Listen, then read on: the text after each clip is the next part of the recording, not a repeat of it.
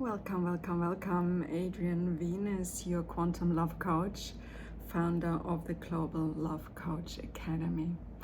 I'm here with another Venus talk, and this is a very spontaneous endeavor to record it on a Sunday. Usually I try to be Venusian on the Venus day to speak my voice on the day the frequency is really resonating. It's my birthday. I'm born on a Friday. I'm a Venusian sign. I'm a Taurus. So for me, the world of Venus and Venus frequency is who I am and who I'm destined to develop into more and more maturing understanding. So many will ask, why do you call yourself Adriane Venus? Yeah, the Venus energy is part of me very, very profoundly and is becoming stronger and stronger.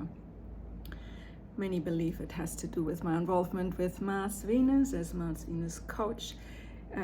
Actually, I want to be honest, the Venusian energy is many years in my realm. I had actually a business page related to my spiritual and reading work well before I started, becoming a Mars Venus coach. So I really want to clarify that for me, Venusian energy is what has guiding me my entire life. I have been very creative, involved in the film industry. I'm, a curator and arts, manager. I have diplomas in business around arts management and film. And, I'm an award-winning film editor and producer. So for me, the whole world of creative outlet and expression is very, very much who I am. Bringing this into the context of love and relationship developed through a very, very interesting journey, me really exercising relationships myself, having long-term relationships. And I have to say, every long-term relationship, or I perceive to become a long-term relationship, I entered into marriage statuses. And this made me really aware that every time I made this commitment, that I was faced with very different expectations and guidelines to run and execute my lifestyle. Then I had in open relationships with men while dating and being, still independent, or while actually living together without being married. So I think astrologically for me, the moment I'm entering the marriage, the seventh house department, it starts to get a little bit more intense than the light-hearted and very, very deep feeling Scorpion energy I hold in my fifth house. So anyway, saying all this, I am intrigued from day one, being a love coach, around this whole concept of relationship and karma. Karmic relationships and my own karmic relationships did lead me to healing relationships, and learning to heal relationship on a karmic level made me the love coach I am. Those who have worked with me over the last 15 to 20 years will know that this is my forte, that I have behind the open, curtain also a life as a love coach that is very intimate and very, very deep, and not easy to understand for everybody who just wants to find a partner or is out there to, be a little bit more confident in their love life. No, it's actually a much, much greater endeavor that I really have a kind of a generational karmic, mission here to help humanity and lots of people who are ready for it to really enter the space of relationship healing from a very newfound and much more educated place. All right, so this is all about intimacy and karma today, what I want to share, because I listened to some interviews related to the unexposed files. I'm not using any names here right now because I do not want, in the algorithm of things, something to appear that suppresses my ability to speak openly. So there are, predators out there, there are victims out there, and also there are rescues out there. And I myself come from a line of experiences in my life that not only have been particularly positive. Would I have not attracted so many people in my love coach career who told me stories about their karmic relationships with parents, with their husbands, with their children.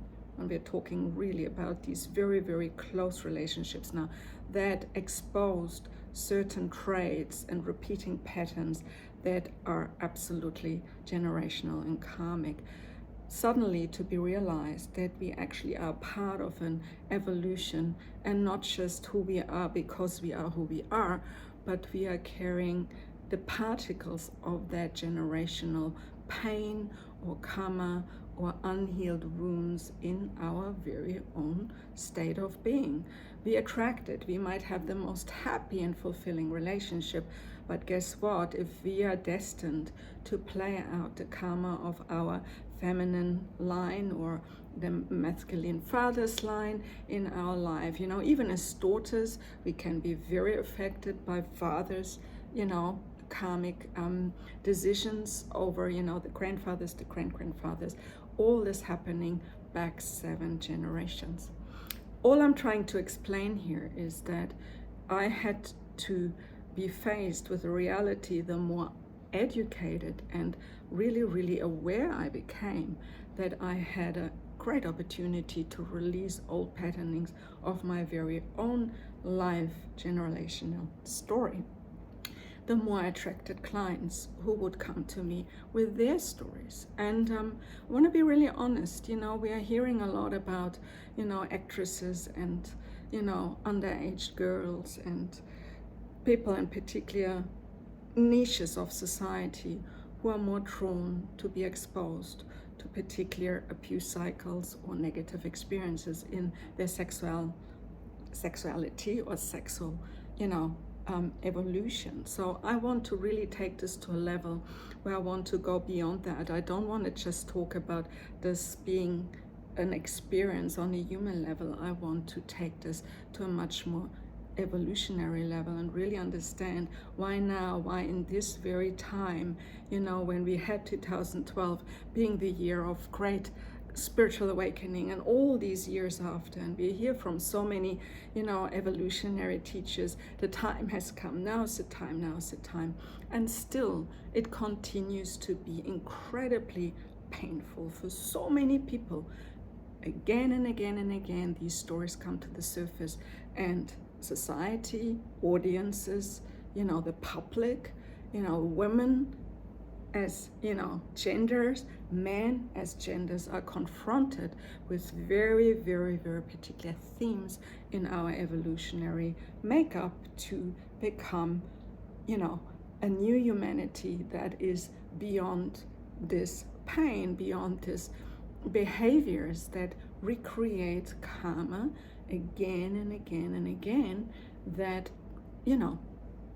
makes the next steps almost impossible to be transmuted, transformed, or healed. For me, opening a Love Coach Academy on a global level is a huge decision.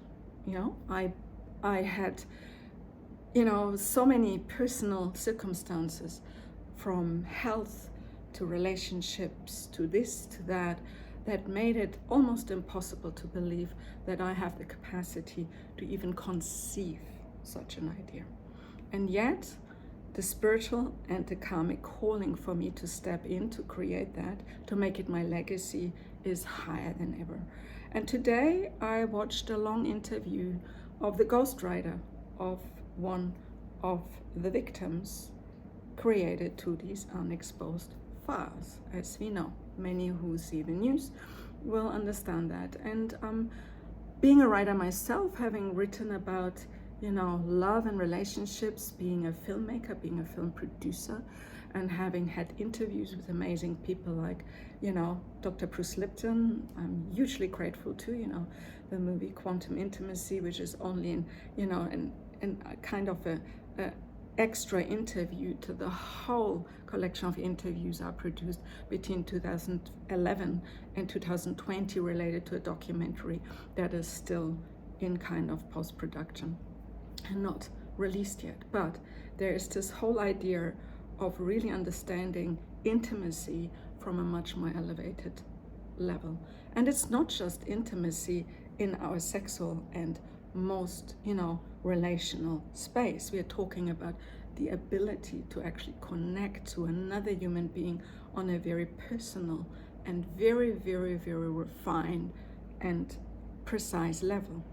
We're very incapable in many situations to really differentiate what's ours and what theirs if we do not apply the right questions, if we do not show a sincere deep awareness and interest in somebody else's journey, particularly if I do this from a professional level and want to expose, my role as love coach to their benefits and to their absolute, ability to transform their lives with my reflective nature so that they can utilize anything and everything capable in them to become renewed, to have a bigger understanding, and to ultimately act in a way that allows them to be happy and fulfilled, not just in a short period of time, but hopefully fundamentally created from a perspective of what relationship I choose in my love life, what relationships I choose with my family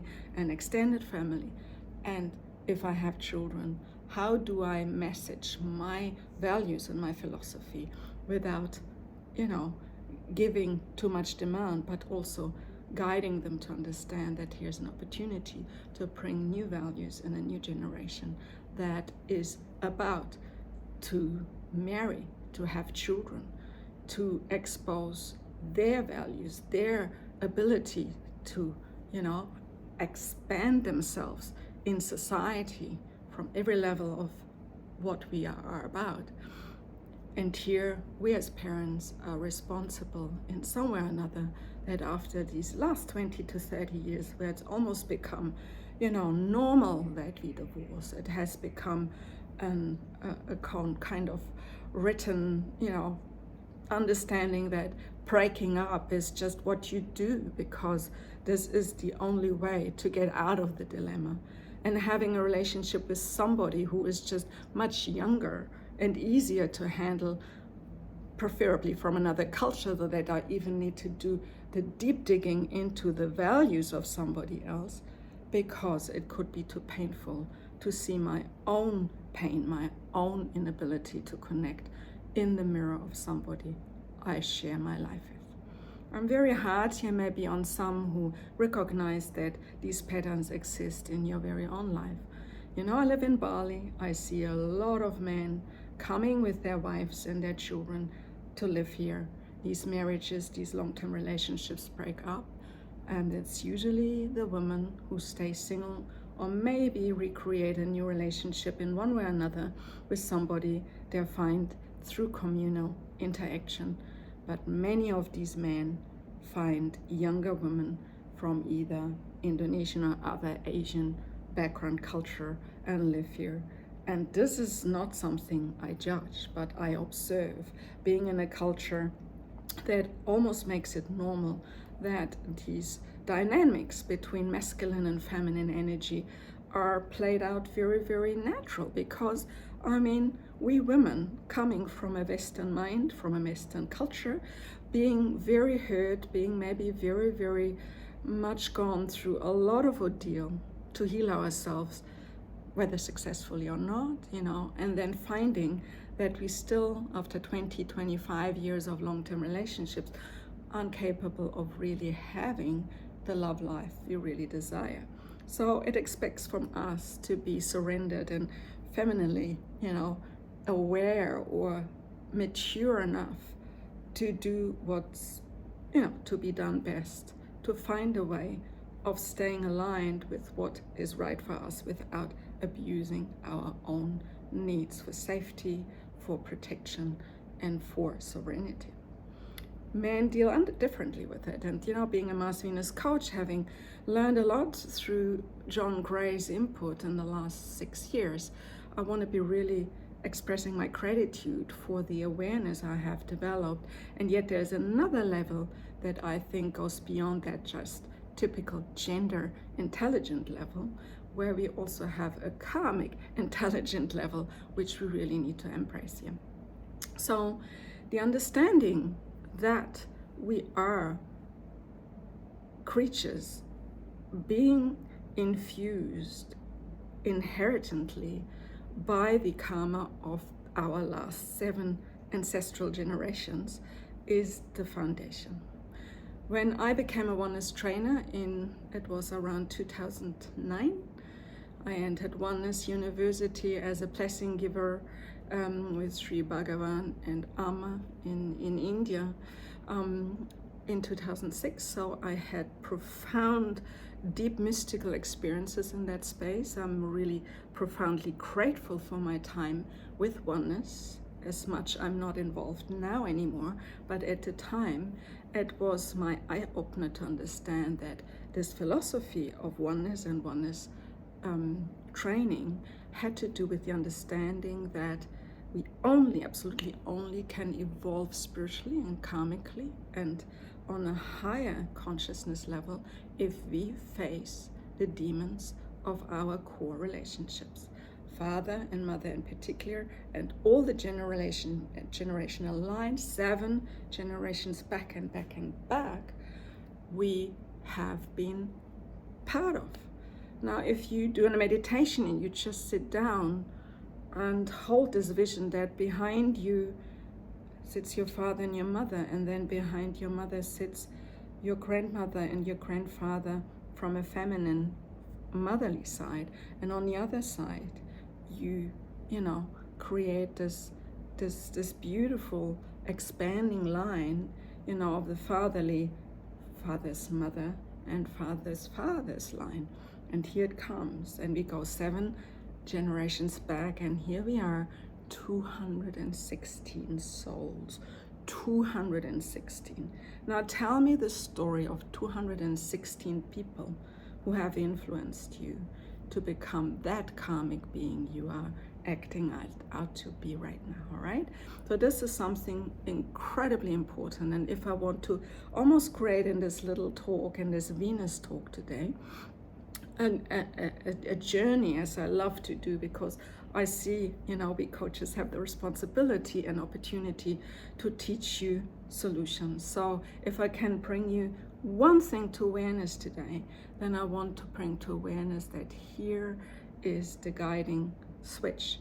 If you look at your intimacy capabilities and your love life, and you see something not being the way you want it to be, then there's an incredible opportunity to begin to understand that everything that is happening right now has already started, I don't know how many years ago, but certainly more than 100 or 150, all right? So looking at these 7 generations backwards, we are ending up probably somewhere in the 19th, maybe even 18th century from this perspective, and begin to understand that so much more has influenced us. And not just people's soul capacity, but also generational impacts like wars and crises and, you know, immigrations and emigrations from different countries to different places. There's so much going on that we maybe haven't even educated ourselves about. So I think really understanding that this is an ancestral process, more than anything else, before we even start to look for the actual karmic constitution. The second step is looking at the karma. And I want to say something really important, you know, because we live in a time where online dating and all these online and these virtual relationships are created and people meet, and suddenly they get very urgent into this habit of being sexual with one another. And if it works out, yeah, fine, we'll just continue a little bit longer, have a few times more sex because that's okay. And maybe we just have it as one night stand because that's just what we do. We meet online, we go out, we have a kind of experience. And then if it's not what we really, really want to develop into a real relationship, we move on. Yes. But there's a problem. The moment you had already one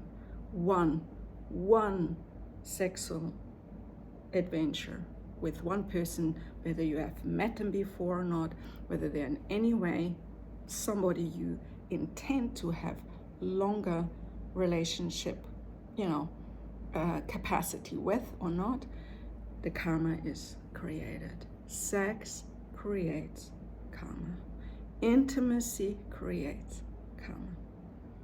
There's also the other way around, that we can understand that intimacy can also release karma. If you think about the healing, the intimate healing of your core relationships, and really getting interested and involved and almost influenced by the story told that you do not want to repeat in your life, is such a powerful thing. So instead of just going out and having these experiences and create karma after karma and load this karma onto our very own children, whether they are kids in their preschool age, even toddlers, whether they go to high school or whether they are young adolescents going out and create their own love life matrix. We carry a huge responsibility to understand that if we have particular behaviors, even in our matured age, it affects our children and the children's generations to come with what we have planted here. This doesn't mean you couldn't have a very, passionate, adventurous kickstart of a good matching relationship. I'm not saying this is not something you should not do. I'm talking about the impact of doing it from a place of neediness on a very physiological or emotionally, almost, addicted level, because you want the gratification now without taking responsibility that you involve yourself with somebody who is actually, not your match for a long-term relationship. So if you are up for making this your lifestyle, I just tell you from my perspective, being single since almost 7 years and practicing a very particular way of dealing with my intimate relationships, very carefully, very consciously, and more than anything, very responsibly. If I get to meet somebody I'm interested in, I give it so and so long to figure out what karmically is actually triggered here in me, and then I either execute my wish to get intimate or not.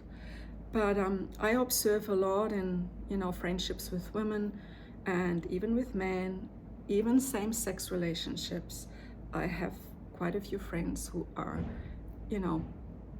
gay and try to find partners in that same-sex space. And I see even there, even more than, with heterosexual relationships, I see that almost desire to just have it now. And if it's not coming now, then we just need to make it happen under pressure. And the pressure is not what creates the happiness.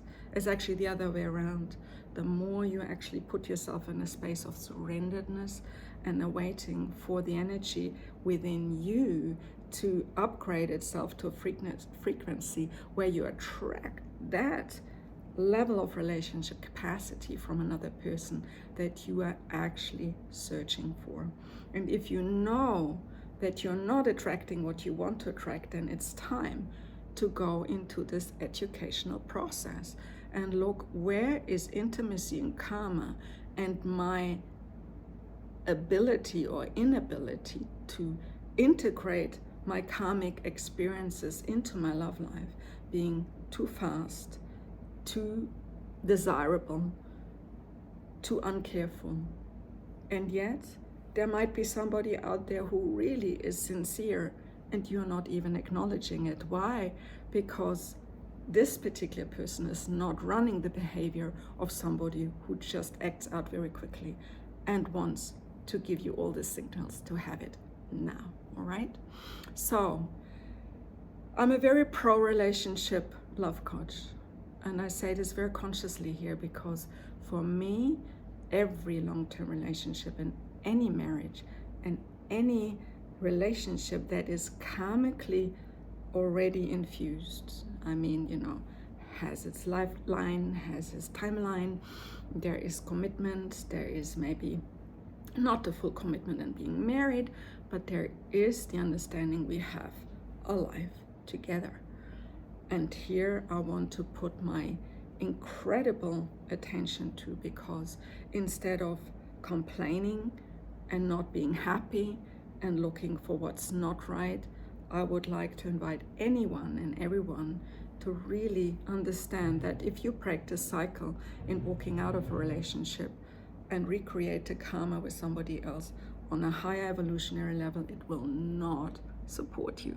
So please be aware that you can do something amazing, amazingly powerful in becoming a love leader, a conductor of your very own love life that is applying conscious and very, very well, chosen ways of executing your, emotional and physiological needs, right?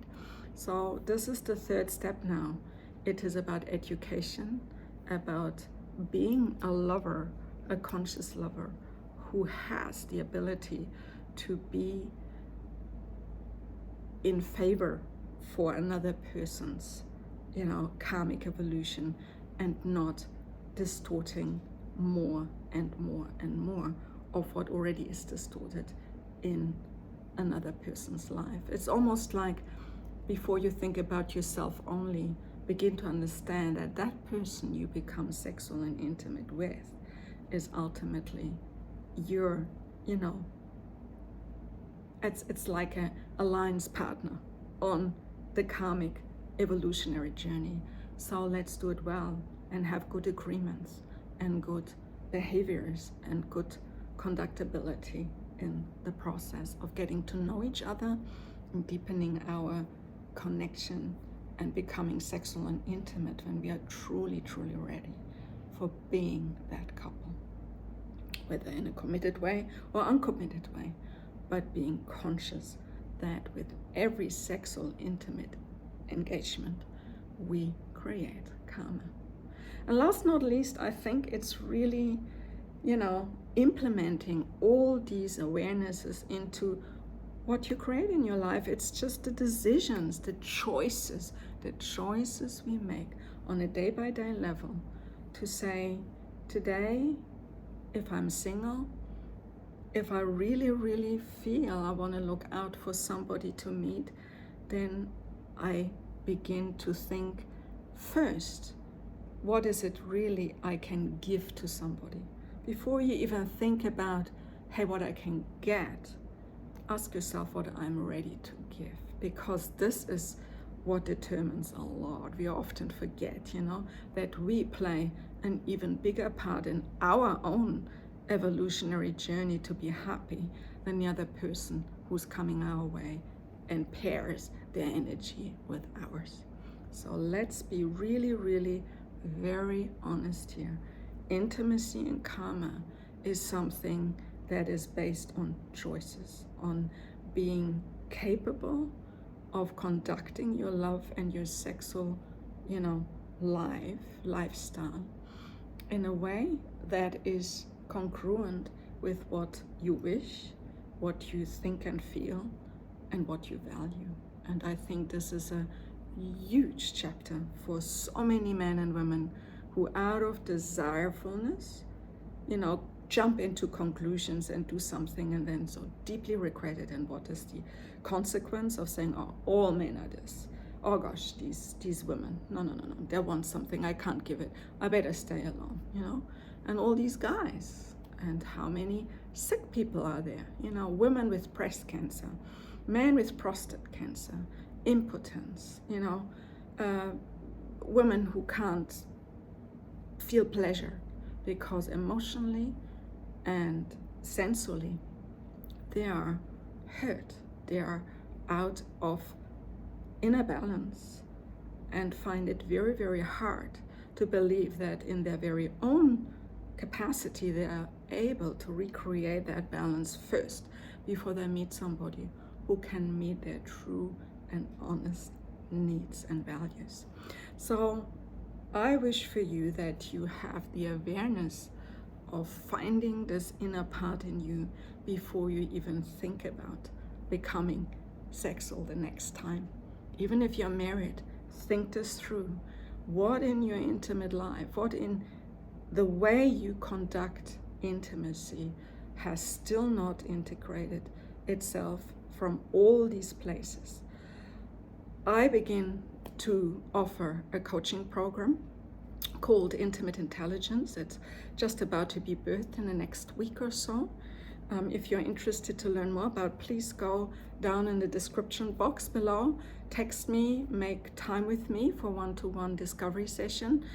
30 minutes of my time I might gift, my beginning gift, to get to know you. And there's also the opportunity to join our next year training. We begin in Bali, live in a very, very on-site setting in a beautiful eco resort in Uluwatu, training love coaches on a very professional, high, safe level.